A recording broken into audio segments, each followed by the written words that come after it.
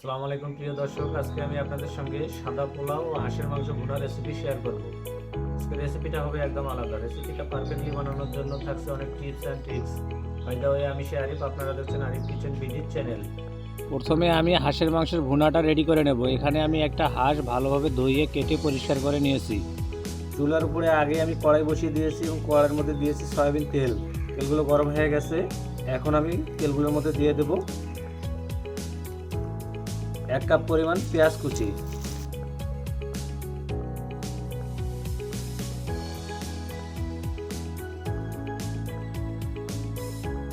এখন আমি এখানে দিয়ে দেব 3 চামচ পরিমাণ রসুন বাটা, 3 চামচ পরিমাণ দিয়ে দেবো আদা বাটা। হাঁসের মাংসের ভুনা রেসিপি বানানোর জন্য মশলার পরিমাণটা একটু বেশি লাগবে। মশলার পরিমাণটা বেশি দেওয়ার কারণে হাঁসের মাংসের যে আঁশটা গন্ধটা আছে সেটা চলে যাবে।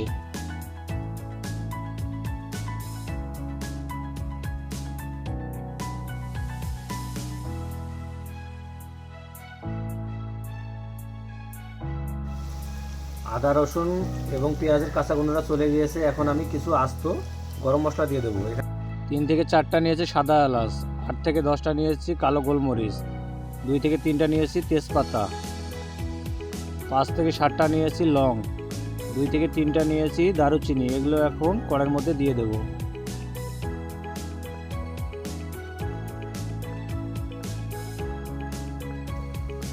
এখন আমি অ্যাড করে দেবো 1.5 চামচ পরিমাণ লবণ।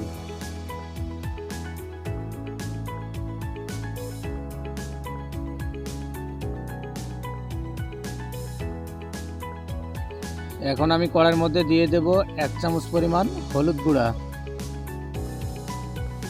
2.5 চামচ দিয়ে দেব মরিচের গুঁড়া,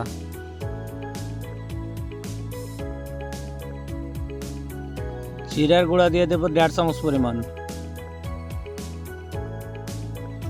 ধনিয়ার গুঁড়া দিয়ে দেবো 2 চামচ পরিমাণ। এরপর দিয়ে দেবো গরম মশলার গুঁড়া 1 চামচ পরিমাণ। মশলাগুলোকে এখন আমি ভালোভাবে কষিয়ে নেব। এখন আমি সামান্য পরিমাণ পানি দিয়ে মশলাগুলোকে কষিয়ে নেব।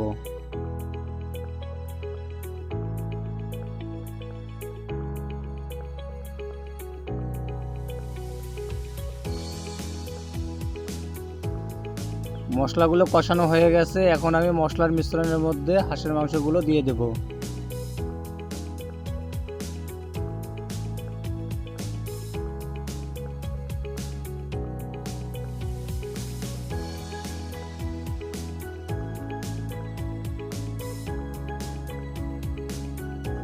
এখন আমি পরিমাণ মতো পানি দিয়ে সিদ্ধ হওয়ার জন্য এগুলোকে ঢেকে দেব।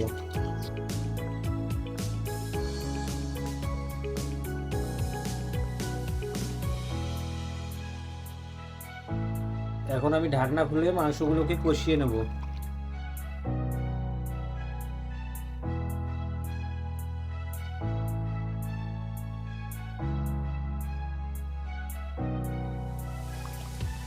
মাংসটা আমি বেশ কিছুক্ষণ কষিয়ে নিয়েছি।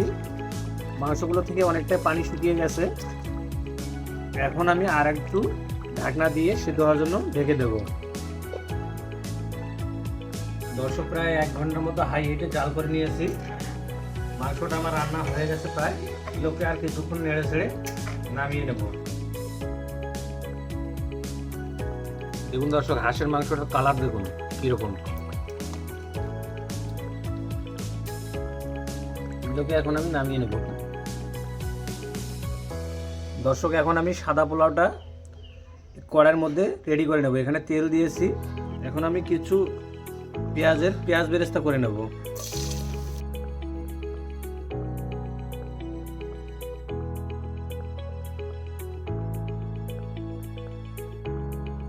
পেঁয়াজ বেরেস্তাগুলো আমার রেডি হয়ে গেছে। এগুলোকে একটা জালির মাধ্যমে তুলে নেব।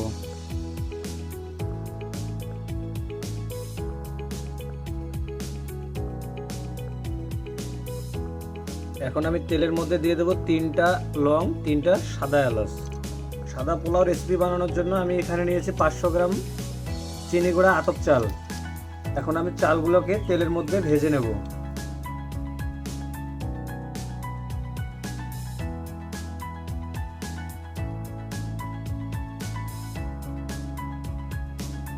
দর্শক, এখন আমি চালগুলোর মধ্যে অ্যাড করে দেবো হাফ চামচ পরিমাণ লবণ।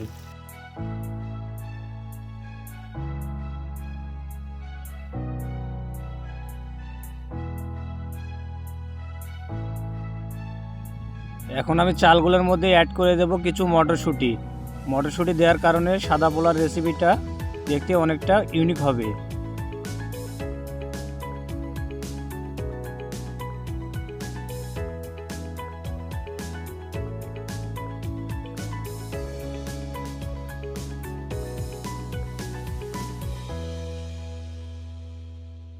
দর্শক, এখানে আমি একটা ছোট্ট টিপস বলি। 500 গ্রাম চালের জন্য 1 লিটার পরিমাণ পানি লাগবে। পানিটা অবশ্যই গরম পানি লাগবে। আমি এখানে 1 লিটার পরিমাণ পানি গরম করে আগেই নিয়েছি। এখন আমি গরম পানিগুলো চালের মধ্যে অ্যাড করে দেব। আপনারা 500 গ্রাম চালের জন্য 1 লিটার পানি ইউজ করবেন।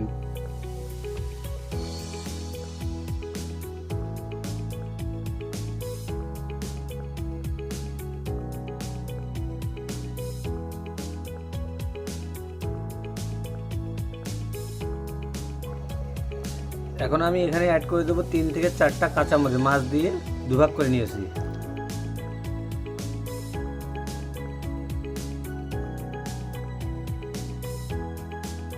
এখন আমি সিদ্ধ হওয়ার জন্য ঢাকনা দিয়ে ঢেকে দেবো। এই সময় চুলার হিটটা একবারে মিডিয়াম রাখবেন। এখন আমি ঢাকনা খুলে সাদা পোলাওগুলোকে একটু নেড়ে ছেড়ে দেবো।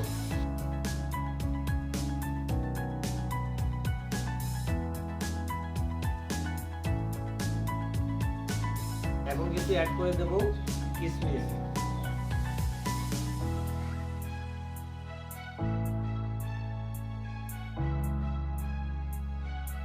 এখন আমি আবার ঢাকনা দিয়ে একেবারে লো হিটে 8 থেকে 10 মিনিট জাল করে নেব।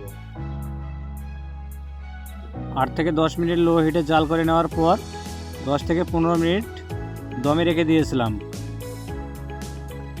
দেখুন দর্শক, আমার পোলাওগুলো কত সুন্দর ঝরঝরে হয়েছে। এগুলোকে এখন আমি পরিবেশনের জন্য সার্ভ করে নেব। দেখুন দর্শক, আমি কত সহজেই সাদা পোলাও এবং হাঁসের মাংসের ভুনা রেসিপিটা বানিয়ে ফেললাম। আপনারা চাইলে বাসা বাড়িতে খুব ইজিলি ভাবে এরকম খাবার বানিয়ে দেখতে পারেন। বন্ধুরা, ভিডিওটি কেমন হয়েছে অতি অবশ্যই কমেন্টে জানাতে ভুলবেন না। আপনাদের সঙ্গে দেখা হচ্ছে আমার নতুন একটা এপিসোডে। সবাই ভালো থাকবেন, সুস্থ থাকবেন। আল্লাহ হাফেজ।